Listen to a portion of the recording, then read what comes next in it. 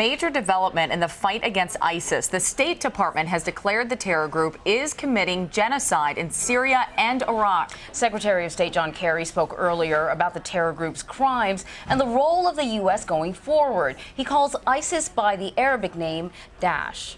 My purpose in appearing before you today is to assert that, in my judgment, Daesh is responsible for genocide against groups in areas under its control, including Yazidis, Christians, and Shia Muslims. Daesh is genocidal by self-proclamation, by ideology, and by actions, in what it says, what it believes, and what it does. Daesh is also responsible for crimes against humanity and ethnic cleansing, directed at these same groups, and in some cases also against Sunni Muslims, Kurds, and other minorities. Its entire worldview is based on eliminating those who do not subscribe to its perverse ideology. There is no question in my mind that if Daesh succeeded in establishing its so-called caliphate, it would seek to destroy what remains of ethnic and religious mosaic once thriving in the region. Now, I want to be clear. I am neither judge nor prosecutor nor jury with respect to the allegations of genocide, crimes against humanity, and ethnic cleansing by specific persons. Ultimately, the full facts must be brought to light by an independent investigation and through formal legal determination made by a competent court or tribunal. But the United States will strongly support efforts to collect, document, preserve, and analyze the evidence of atrocities, and we will do all we can to see that the perpetrators are held accountable. CBS News senior national security analyst Juan Zarate joins us now over the phone. And Juan, I have to ask you, because then after John Kerry made that announcement, he then started talking about all that the United States has done already. What are the implications then of this announcement today? Well, in the first instance, it begins to label with international legal principles what the Islamic State has been doing to ethnic minorities and populations under its domination and control. And so this begins to open up the potential for prosecutions in the future. The International Criminal Court could become involved. It becomes an international humanitarian issue, which has certain implications in terms of holding leadership and those who are abetting these activities accountable. But the on-the-ground reality still doesn't change. They control territory. They're a terrorist group.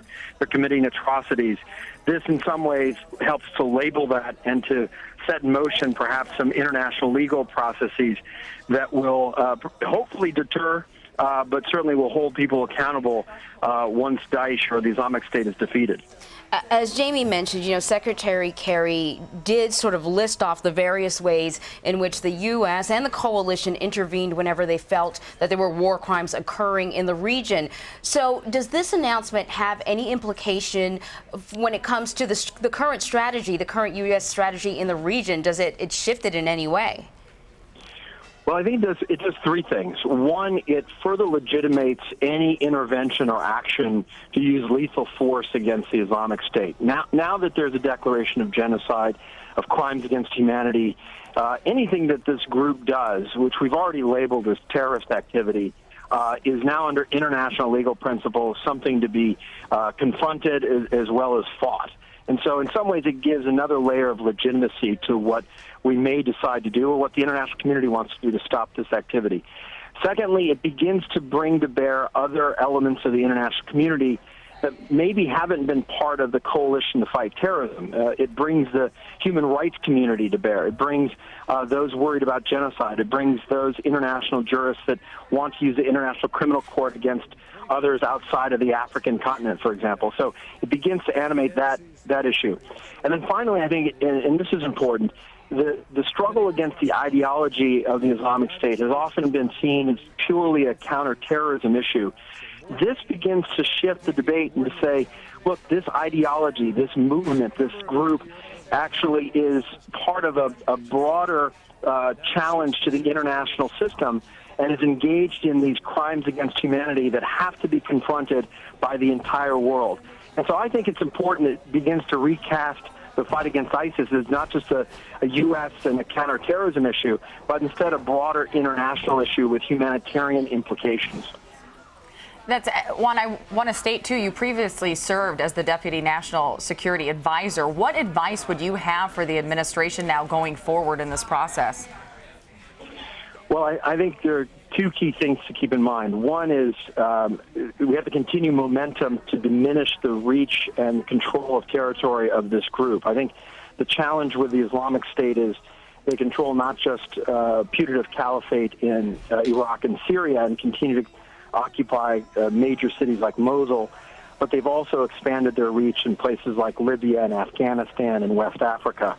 And so we have to maintain the momentum against this group and begin to really diminish their physical reach. So that's one. Second, we need to really blast them with these messages of their illegitimacy globally. And I think this is important for attacking the ideology and the allure of the narrative that has attracted so many people, to include Westerners, to their cause. And I think ultimately we have to continue to drive a coalition that's not just about military, but is about other actors, to include international lawyers involved in cases of genocide, to attack this group and those who are willing to ally with them or to support them. So I think we need to be aggressive. There needs to be urgency. And I think we need to go after all elements of the reach and power of this group. You know, another sort of thorny component of this has to do with Bashar al-Assad in Syria. Who could forget the video that we saw maybe a few years ago of what certainly looked like chemical weapons being used? And Congress is demanding that the State Department look into whether or not he is responsible for war crimes as well. What is the likelihood, do you think, of that happening? Well, that becomes a difficult question, in part because we now have documented uses of chemical weapons on all sides of this conflict. You've had the Islamic State use chemical weapons. You've obviously had the Assad regime use chemical weapons. All sides need to be held to account for those atrocities. The challenge with bringing a case against Assad now, and this is no doubt a position that the State Department and the administration would have at this point, is that you don't necessarily want to bring a case against Assad when you're in the middle of a political negotiation about a political transition. It may be that you do not want to have that sword of Damocles hanging over his head, which would make him less likely to make a deal.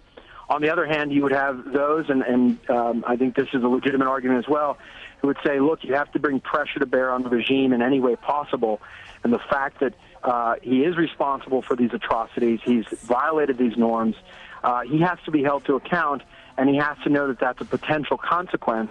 And maybe that becomes part of the leverage of a political and diplomatic process as well. And so you wouldn't want to ignore it.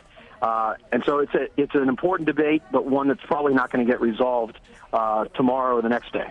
All right. Yeah, Juan Zarate, thank you so much for your expertise on the issue. Appreciate you calling in. My pleasure. Thank you, guys.